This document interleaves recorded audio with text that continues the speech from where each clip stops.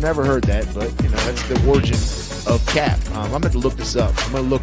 There's a principle that Right. we have to follow. Yeah. We have to have.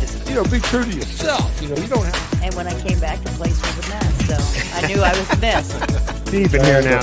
It's incredible. Man. I love it. Me too. Yeah. That's good. And applying the recovery, I thought.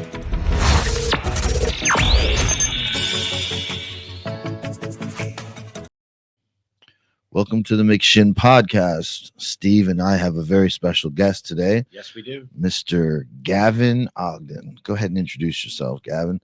My name is Gavin, and I am a proud alumni of the McShin Foundation. Well, thank you for gracing us with your presence. Thanks for having me. This is a special podcast. Me and Gavin are very close. He usually beats golf. He's a good golf player, so I enjoy getting out there any chance I get. So Gavin, you were introduced to McShin at first because you are familiar with John Shinholzer. You've known him for a while, is that correct? The founder of McShin? Yeah, I've known John for probably close to 30 years. He actually painted my parents' house. Okay. Wow. Back in the 90s. Wow. Gosh. Yeah. That's a long time. And so you've been through recovery too before, maybe not here, right? This was your first time here, but you've gone through the recovery thing. Yeah. So I've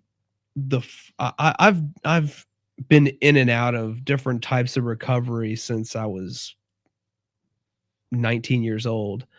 The first time I actually did inpatient treatment was when I was in the Navy. I was given an option, either go to the brig, which is military prison, or go into rehab. So that was a pretty easy decision for me. Right. What I didn't realize when I took the rehab option was that it's just the brig with medical professionals. so Talk, yeah. So if I had known that at the time, I don't know if I would have made the same decision, but I'm glad I did. So that was a 30-day inpatient treatment facility. But like I said, it was the brig. I mean, it rack stack 3 high, group showers. I mean, it was. Where was that? What? That was at Naval Station Norfolk. After that, and I worked the 12 steps. Is it AA, right? I did NA. NA. Okay. I did do NA. Although my primary problem at that time was alcohol, just because drugs were verboten in the military. I had a series of failed romantic relationships at the end of that clean time. And by that time, I think because probably I was pretty young. I was in my mid-20s. I had kind of gotten complacent, and I thought that I had conquered my problem. Looking back on it, I had really replaced my recovery with interpersonal romantic relationships. Okay. So when those relationships failed, I had nothing to fall back on. Right. And with about 4 months left on my contract in the Navy, I relapsed. I think the relapse probably had started before I actually used. I know it did, but I actually picked up about 4 months before my contract ended. It started with drinking, and with about 2 months left, I was already back to heroin. Wow. Oh boy. Yeah. So basically what I heard you say is that you replaced, your ideal higher power with the females being the higher power. Is that Correct. right? Yeah. And would you say that it's, and I hear this a lot in the rooms and from other people's experience, it did with me too. Anytime I've had a reoccurrence of use, right? Yeah. I went back to my low point so much quicker, and like almost half the time that I'd gotten to a low point before, like my bottom, let's say, right? Oh yeah. Well, I mean, I remember it very vividly. So, I had like I said, I had a relationship end abruptly. It was not. I didn't see it coming at all. I probably should have, but You were young. right, I was young and infatuated, and so I didn't just go out and use. I was still living my daily life. I wasn't going to meetings. I really wasn't talking to my sponsor. I wasn't really keeping in touch with my sponsees that I had at the time. And I was just at 7-Eleven one morning before work, just doing my regular routine. I smoked cigarettes back then. I was just getting, my morning coffee, pack of cigarettes.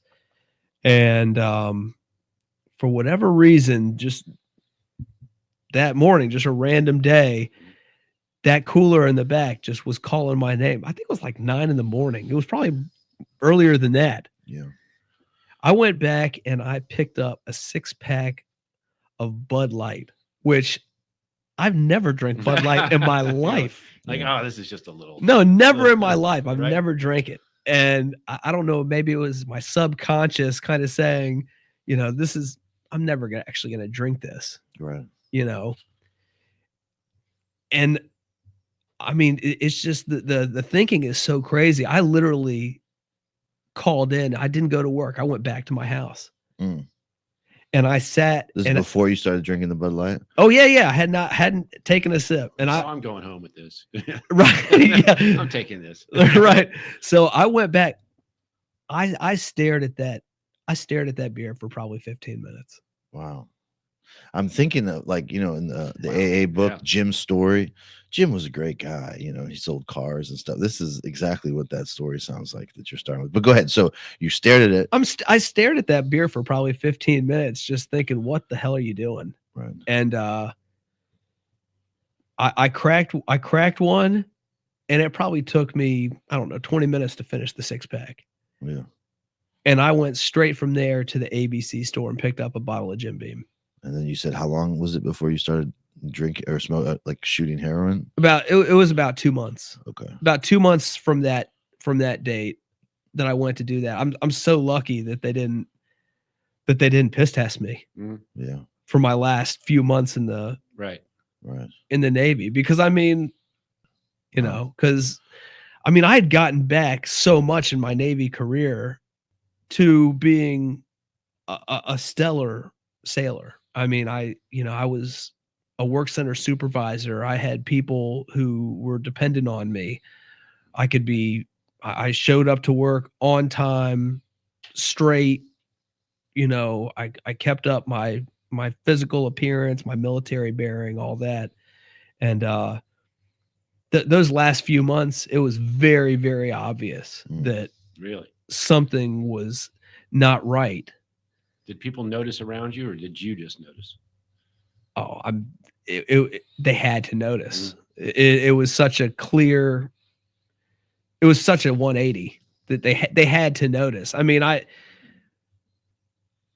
think my last week before I was supposed to discharge, my chief called me in and he was like, "Man, before you need to go to lunch, and when you come back, you better have gotten your hair cut and shaved." Oh, so Jim. they were on you. They were. But Yeah, you were in a short time. Yeah, so. he told me, he was like, "I don't care if you're getting out or not. You look like." So they just wanted you to go, basically, is what it sounds like. They kind of knew. Well, I don't know what they knew or what they didn't know. They just knew that I certainly was not in proper uniform. Right. Okay. So then you went back out, you're saying, right? I did. From that first beer, not a day went by that I didn't get high for 16 years. Wow. Not a single day. And you were a very much functioning addict, right? Was it safe to say, or? Well, I guess that's a relative term. Right. Your family would probably disagree. Yes, but as far as like monetarily going, yeah, I I have a good resume. I've never been fired from a job.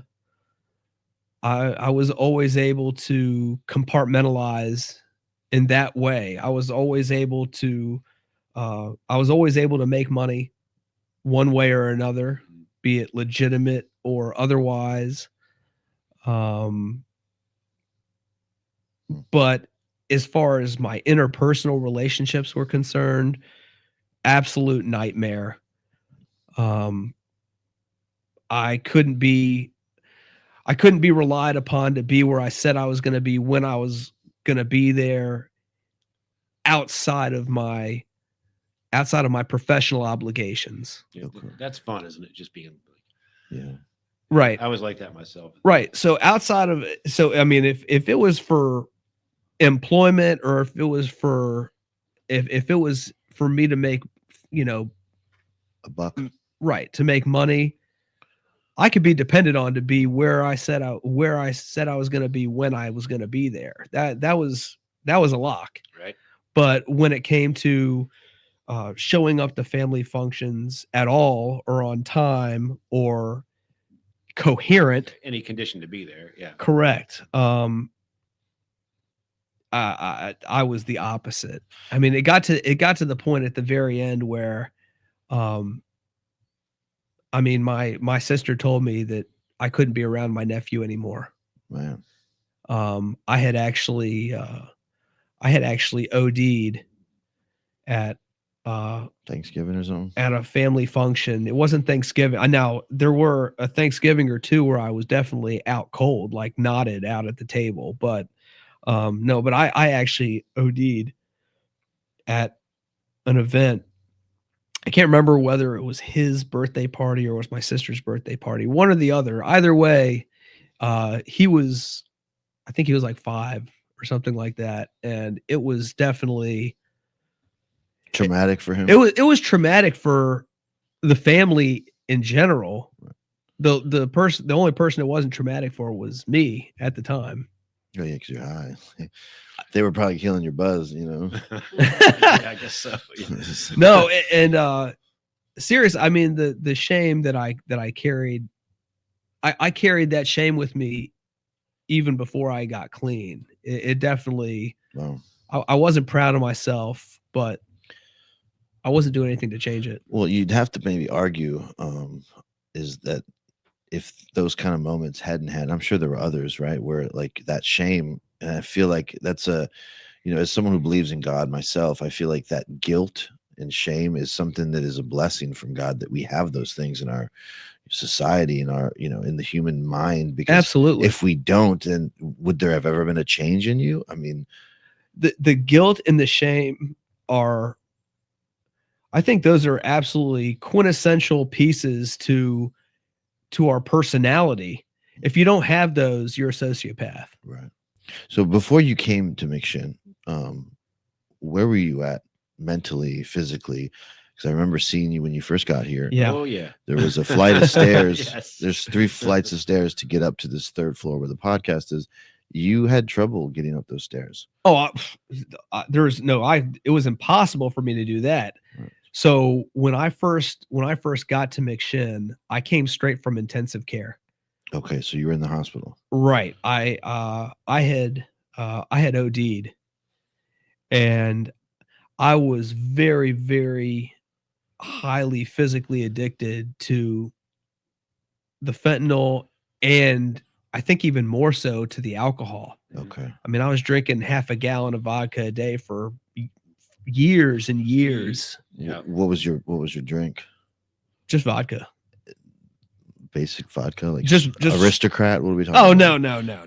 Well, I mean, I think it was like Smirnoff. It wasn't much Okay. better than Aristocrat, to be Okay. honest. All right. No, I mean, it, $20 for a handle, Okay. whatever. But, I was drinking a handle a day for Wow. years and years and years. So your body was starting to shut down on you. Oh, my body had been shutting down for a long time. I'd been in and out of the hospital. How old are you, so the viewers can know? You're I am 41. 41. Okay.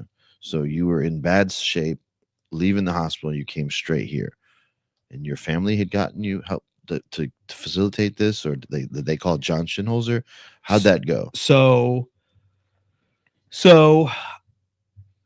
I came to about 2 days after my overdose, Okay. Oh boy, that's So you were in a coma for 2 days.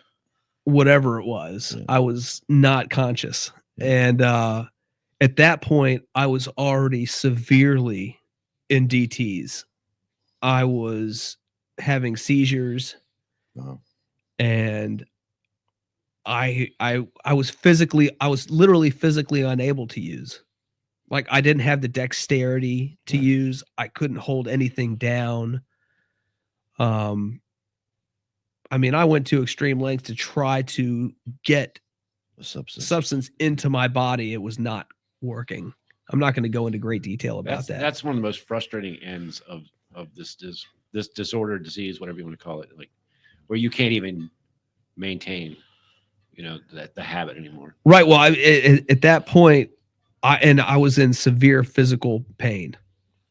At that point, all of the mental and spiritual was secondary to the Physical. extreme physical agony that I was in. Right. And I knew I'm not naive about the medical effects of withdrawals, because I've gone through them before. I had attempted to quit before, and I had gone through these effects before. And at this point, I knew that it was not going to get better. I knew that I was only in day 2. Yeah. Things were, I mean, I knew that I would have died. I would have died. And at that point, I didn't want to go through that physical pain for the amount of time that it would have taken me to die.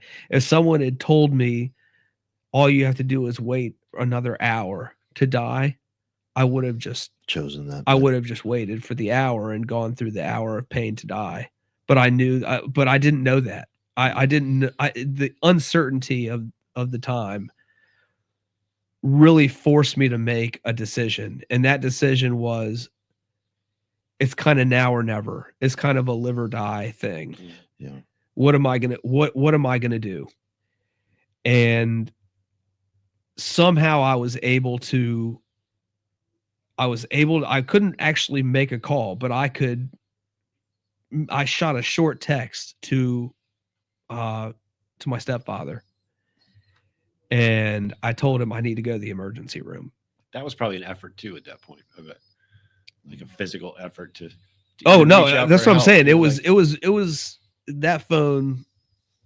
Some people say figuratively the phone weighs 1,000 pounds. It literally weighed 1,000 pounds Right. to me at that point. Yeah. And he said, I'm coming back from Norfolk. I'm driving 90 miles an hour. Can you wait, or do I need to call an ambulance? Wow. And I said, I'll wait. Hmm. And I did. He got me in, I mean, he had to drag me into his car. We went to St. Mary's Hospital. I am literally seizing up in the emergency room, Mm. and the wait is like 3 hours. Gosh. I've been there. Listen, in that waiting room with in that that- wait. Yeah. Well, there are literally people in the emergency room waiting, and they're going to the front saying they're waiting for themselves to go in. They're like, you all need to get this guy Right. in here. This guy's going to die in your waiting room. So finally my dad said, screw this. He picked me up, pretty much, put my arm over his shoulder, dragged me back to his car, Mhm. and drove me to another hospital, drove me to Henrico Doctors, to their emergency room. I mean, he was rolling. Yeah. And they got me in there within about 20 minutes. My mother actually met us. And man, I will never forget that first shot of Valium. I'll never forget it. Just a little relief. Oh my Yeah, goodness. I mean, it was just like, Finally. no, like putting a fire out. I know what that feeling. yeah. And I mean, they can both attest to this. I mean, within probably 5 or 10 minutes of that first shot, I'm like, I needed again. Mm. My blood pressure was like 200 over something. Whoa. Wow. Yeah, you were close to the edge. I was close to like embolism time. So you got well, or at least stabilized, right? And then Right. So really the next couple days are completely a blur to me. They had me on so much Ativan and barbiturates and all that stuff. I don't really recall much, but at some point I was lucid enough to make a decision with my mother is a saint. She was there every time I would come to open my eyes, my mother would be there. I mean, she was there the whole time, which again is just kind of the selfishness, the nature of this disease that we don't even think about. We don't even think about what we do to the people who love us. I mean, think about what's going on with them where my dad is literally driving 100 miles an hour from Norfolk to come pick up his son to hopefully keep him from dying. You know, my mother has seen me throughout the decades cycling, just going through hell, and you know, it just putting everybody through this hell that they didn't earn, that they don't deserve. Nobody deserves that. And I mean, at some point, you know, that's why so many people burn those bridges. And I am so blessed to have a family that never gave up. They never gave up on me. Yeah. But anyway, so at some point, my mother was there, and I told her that I really needed help. You know, I needed something. You surrendered. And she made, I mean, I couldn't really make the calls. Right. So she made the calls, and she found the bed here at McShin, which, you know, that is kind of full circle. You know, I've known John forever, and so it was a perfect fit for me. And as soon as the bed came open, I said, yes, I will take it. And I immediately told the hospital, I'm leaving. I got a bed at a treatment center. And the hospital was like, well, you know, not so fast, big guy. Right. So fast there. Not so fast, you know. You got to be able to walk first. Correct. Well, I said, no, not so fast. I'm leaving today. I'm going to where a bed has opened up for me, because it's, you know, it's an exploding offer. Right. And they're like, well, you know, the only reason why you feel like physically like you can even leave right now is because of the pumping of the, you know, the barbiturates and the benzodiazepines that we have you pump full of. Right. That's going to wear off, and when it does, you're going to be very, very unhappy, and you could still have seizures and all this, you know, because I'd only been in there for 2 or 3 days. Yeah. Right. Oh, you're in the early game. Right. Yeah. And I was like, no, I'm doing this. Yeah. And so I had to sign a waiver for them to release me. And they were definitely not wrong. I mean, before I even got to McShin, I was already really, really regretting leaving the hospital. I was already really regretting. But at that point, I had already made up my mind that I was going to do this. And so I came in. There's a recovery house. It's almost like a frat house. Yes. Kind of, you know, it's like 9 guys. It's you know, it's probably an 80-year-old house in Lakeside, and has a basement and a ground floor and then an upstairs. And my bedroom was upstairs. I couldn't even walk up those stairs, man. I could not walk up the stairs. I remember your second day, and I was literally crawling up those stairs. So that first week was brutal. That first week was absolutely brutal. I don't think I ate anything at all for a week. I did not eat at Really? all. I couldn't keep anything down. No grocery run for this one right here. No, Wow. I went on a grocery run and I used the shopping cart as like a walker. That's It's good And exercise. but all I could keep down, and not all the time was water. And sure. I couldn't eat anything. They were definitely kind of a test from God. That's the way I look at it now. they weren't they? And very, very honestly, I was still happier during that 3 weeks than I had been the previous 5 years of my life. Wow. I was happier. I may not have looked it. But there was like this internal feeling that you were where you needed to be. Is that what I'm absolutely. I was exactly where I needed to be. I was getting the information that I needed pumped into my head. I was around other people who were going through it. There was a certain level of camaraderie in the house that kind of brought me back to my military days. Yeah. I hadn't been around people in so long. Yeah, you had gotten pretty isolated there at the Oh, late man. stages, hadn't you? Oh, I was like a hermit, man. I think in the last 5 years of my addiction, I think I put like 500 miles on my car. Did you come out like just at night sometimes?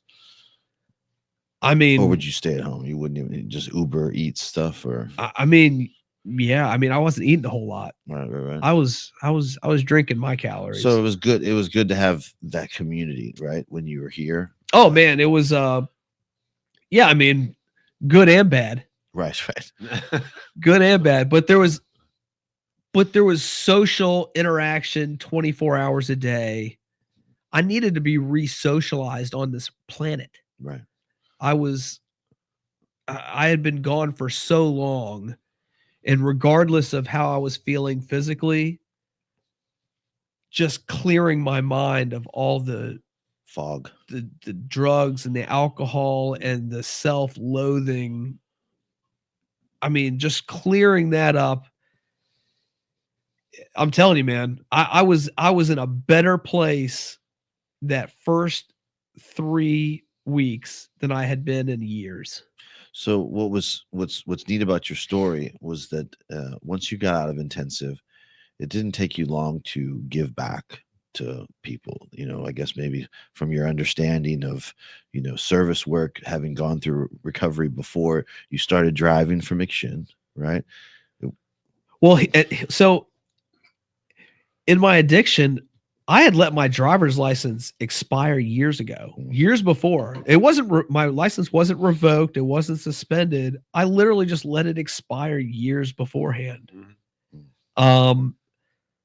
I hadn't gone to the doctor except for when it was the emergency room for years. I hadn't, just things that normal people just do.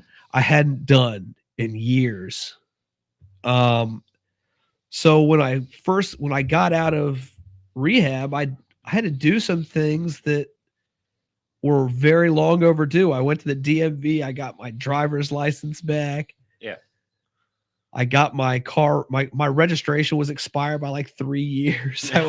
I went and got. You could just give it up on all of that. Like, No, yeah, I know mean, what it's like. I remember being like that. It's myself. crazy. It's I just mean, like, it that's really all is for crazy. everybody else, you know, that's So I went and I got my registration renewed. I paid like $1,500 in back personal Taxes. property taxes to Yeah. do that I hadn't paid. I went to the doctor, had a physical, and you know, it's like you gradually reclaimed your life. You know, piece yeah, by I just piece. did things that normal people just do. Right. And so once I got my license back, then McShin asked me if I would like to help, you know, drive the guys around and be a driver. So so just back up a second. So as soon as I got out of the inpatient intensive program, I went into sober living. That was a decision that was easy for me to make. I actually have a very nice place. I didn't keep it nice back then, but it's actually a very nice place. You've been there. Yeah. Not too far from here. It's like 6 minutes away from Big Shin. So Prime real estate. yeah. So I could have gone back there at any time, but I knew that that was not a sound decision to make. So Early I on. went into sober living, and really after about a week in sober living, I started driving for McShin. We would like to pause and take a quick second to shout out our sponsors. We wouldn't be here without our sponsors, so we're very grateful for those that have sponsored the podcast. The McShin Foundation's Getting the Road podcast would not be here without our sponsors, our beautiful sponsors. So first, we'd like to say thank you to Avenues Treatment Center. If you are looking for treatment, they have mental health and substance use, primarily substance use disorders, but they will help with mental health as well. They do have detox. Give them a call, 804-638-7329, and you can ask for Kelly Eason. Reach out to Avenues Treatment Center. And up next is New Growth Behavior Health. New Growth Behavior Health is located here in Richmond, Virginia. They are a local treatment center. Please give them a call, 804-250-6028. We would not be here without our sponsors. They help with substance use disorders. Please give them a call at 804-250-6028. That's New Growth Behavior Health. Thank you, New Growth Behavior Health. And if you're looking for any services, give them a call. They do take insurance. And we also would like to give a special thanks to our sponsor, Align Community and Treatment Services. They are another local treatment services for substance use disorder here in the Richmond, Virginia. Please give them a call if you're looking for some services. There's a wide variety of options here in the Richmond area. So you're very, very fortunate if you are suffering from substance use disorder. So give Align Community and Treatment Services a call. They also take insurance, 804-214-6460. So if you're looking for any help, any services to help with addiction, to help with mental health, give our sponsors a call. All of them work hand in hand with helping individuals with substance use disorder and individuals with mental health disorders. Once again, that's Avenues Treatment Center, 804-638-7329. New Growth Behavior Health, 804-250-6028. And Align Community and Treatment Services, 804-214-6460. We're going to thank you to our sponsors out there. And now back to our program. And it wasn't something I wasn't really sure about. You were a very good house leader. I wasn't really sure about it. Well, I called I got myself a sponsor while I was in intensive, and I called him when I was offered that job. And I'm not going to name names, but my sponsor is somebody who's very, very familiar with mixed. John I think, Shinholzer. yeah. We're supposed to scream. Right. Well, I called him when I got offered that to see what his advice would be, to see if he thought that was Very wise. a sound decision for me to make. And he was like, "Oh, hell yeah." He was like, "That's perfect for you." Yeah. So you got a nickname while you were a house leader. I did. What was that? What the guys call you? Well, not immediately. Not my first house. Okay. I was house leader at several houses. So Wait, say it in a dramatic way. it is very dramatic. So I had to take one of the participants to the side because I knew that he had been using. And I pulled him to the side and I searched him and his belongings. And after I got done searching him, he went to the other guys at the house and he was like, "Yep, I just got pulled over by State Trooper Gavin." State Trooper Gavin. And that moniker stuck. Yeah. I still have a couple guys who are still participants at McShin who call me State Trooper Gavin to this day. Nice. Nice. Yeah. Thanks, guys. And to be honest, I think I was a pretty laid back. Just a couple rules.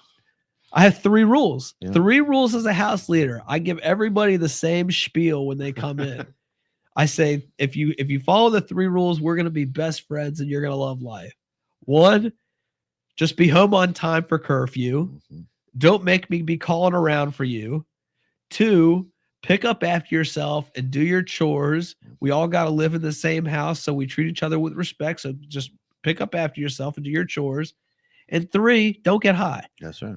That's it. It's simple. It cannot be more simple than that. If I can do it, I promise you can do it, because before I got clean, those are definitely 3 things I was not good at. Yeah.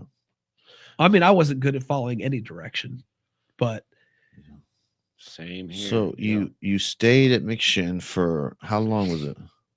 so I left McShin. I stayed for over 6 months. Wow. I stayed for over 6 months. When you had your own house, your spot, your condo. Yeah. So that was it was noble of you. Yeah. Listen, I never gave myself a timetable. I never said I'm going to leave after I do this amount of time. Right. I said I'm going to leave when I have developed the skills necessary to go out into the world on my own and thrive. Yeah. And I'll know when that time is. Yeah. So so when you did, you got a job, you're doing good, right? You've got a Yeah. I have I'm not going to go into really a lot of detail Sure. about that, but I have a great job Yeah. that I really enjoy. Mhm. And I made a decision that I was going to go back into the corporate world and work for somebody. I hadn't worked for anybody else in so long. I mean, I had been working for myself, whether it be legitimate or not, in one form or another for a long time. And I made a decision. I was going to actually get a job where I have to get up, shower, put on some nice clothes, go work with a team Mhm. to work towards a common goal, that kind of thing. And I do that. I do that on a daily basis. I work hard. I enjoy my work. And my life is very, very full. I mean, it's having actual real true friendships and interpersonal relationships again is something that I don't know if I missed it, because I don't know if I ever truly in my life had it. Wow. I don't know that, Yeah. because I've been using for so many decades. No, it's really I mean, the blessings that I have received from recovery are immeasurable. It really is. I mean, everything. My spiritual foundation is back. My belief in a higher power, which I mean, I call God. You can call it whatever you want. I call it God. Right. Good orderly direction, whatever you want to call it. But I have a very sound understanding of the God of my understanding. I mean, the fact that I went from, just over a year ago, I couldn't even walk up a single flight of steps. I can walk 36 holes of golf with a 40-pound bag on my back now. Yeah. No, I mean, I feel physically better. I mean, there's just not any part of my life that is not just dramatically blessed. I know that you are giving back in another way. You just got a sponsee not too long ago. Can you talk a little bit about the importance of sponsoring somebody? I mean, I know you have a sponsor. You said that a second ago. I do. But the value in giving it back to someone else, or taking someone else to the steps. I mean, it's, and he might disagree with me, but but he's actually in the room with us right now. He's He's welcome on this couch if he wants He to just certainly is. make a cameo. No, it's he's amazing, by the way. I'm so proud of him. Because he's now running that house you said got you sick. He is now running. That's his house you're talking about. Yeah, He's giving back. he is the house leader at the intensive house. Okay. Did he consult you about that move before? Because listen, I'm not going to share his business. That's not. It's not my. That's a no. It is not. That's That's No. a no. It is not my business. Okay. I'm not going to share any of his business because that's not what I do. Right. I would never share it with anyone. Yeah. But I will say that I'm very proud of him. He's taking his recovery very seriously, and I've told him, and I truly, truly mean this. He is just as important a part of my recovery, if not more so, than I am to his. When I'm getting windshield time with him, he does go to my home group with me on a weekly basis, pretty much. So we do get some good windshield time at least once a week. And when he and I go over his step work, I get so much out of it. I really do. It keeps me involved in recovery. It keeps me in touch with my own recovery. I'm telling you, he's amazing. That's So cool. we're fortunate to have him here helping out as well. Absolutely. I mean, he's driving for McShin. I mean, I see so many similarities in his recovery as mine. Yeah, we were very proud of him here at McShin. We're grateful to have him. No doubt. Yeah.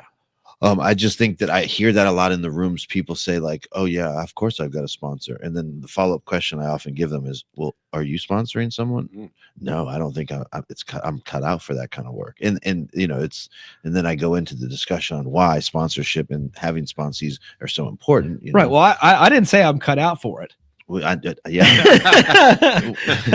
Well, we often don't think we are. Right. I didn't But say I'm there's cut out value for in it. it. But know? but that's kind of the whole point. Right. The whole point. Because you grow as you do it. Well, we said it's, most meetings have readings at the beginning of the meeting. Mm-hmm. My home group does not because it's amazing. But but it says it right there in the literature. The newcomer is the most important person at any meeting because we can only keep what we have by giving it away. Right. And that is absolutely 100% true. And my sponsee, as well as you, as well as anybody else who knows me, knows that I preach service work like crazy. I do. Service work is absolutely important.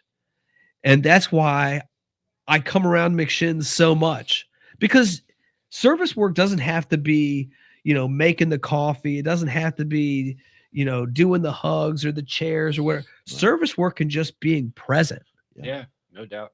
Just showing your face and being there to show that, just because you got a little bit of time under your belt doesn't mean that you're cured and you leave. No, service work means giving some face time, right, and showing people that don't ever forget where you come from. I'm also blessed enough to be able to give back even monetarily to McShin. If they need anything and I'm able to give it, I do that. Mm-hmm.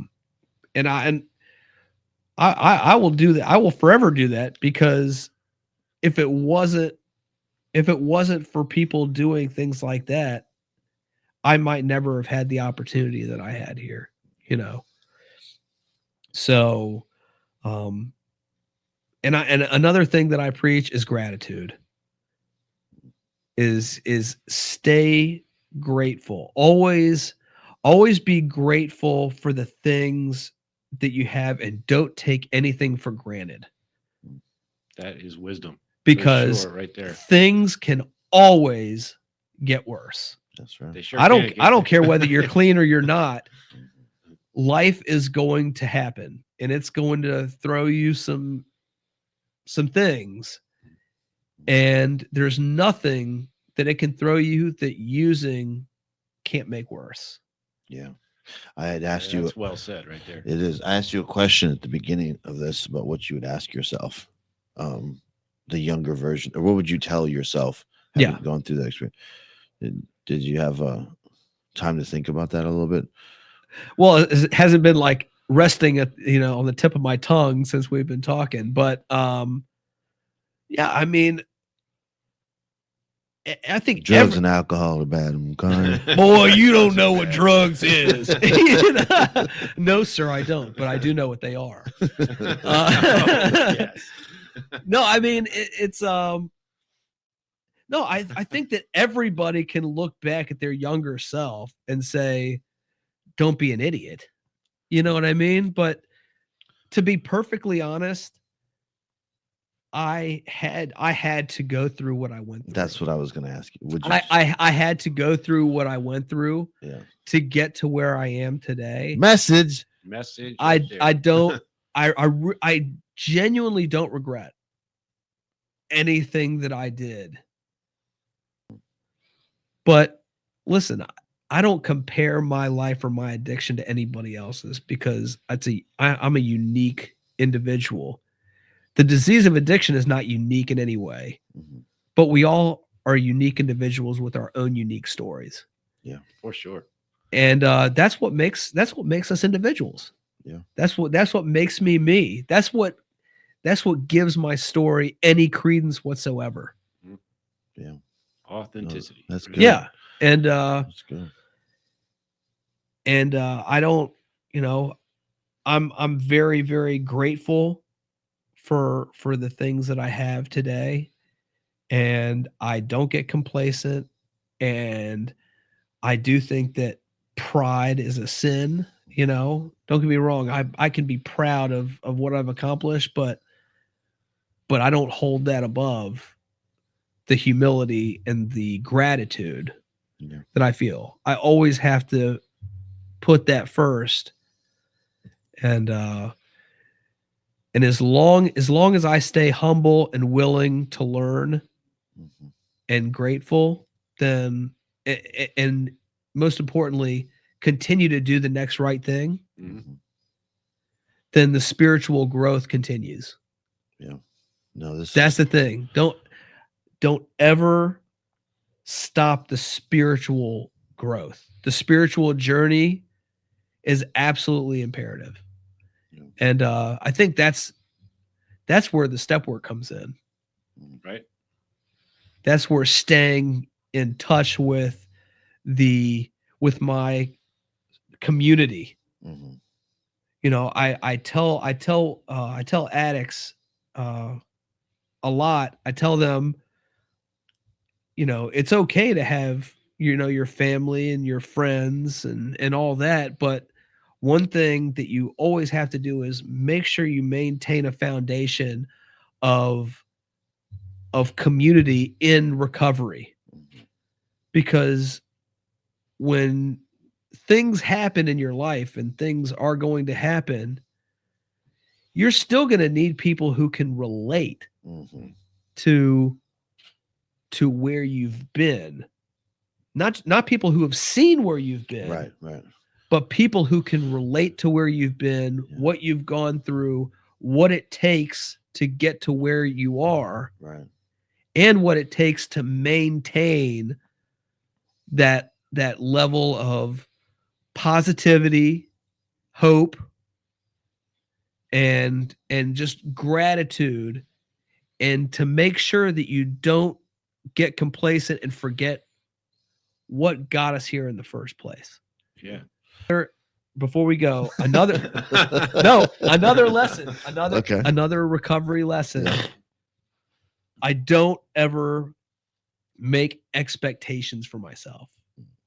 I don't have expectations, because expectations can lead to resentments. Expectations are resentments in waiting. Yes. They can lead to disappointment. So I can hope for the best, but be prepared for the worst. That's good. All right. Steve, you got any final words? We are so glad to have you here. You're Yes. a shining example of what these guys can achieve in a short period of time. The sky really is the limit. It really is. for anybody. If I can do it, anybody can do it. I mean, I have friends and family who are not addicts, or maybe they are and they don't know it. But I mean, anybody who knows me from my previous life will tell you that if I can do it, anybody can do it. That's a great way to end. Thank you, Gavin. Thank you, Gavin. This Thank has you. been good. All right.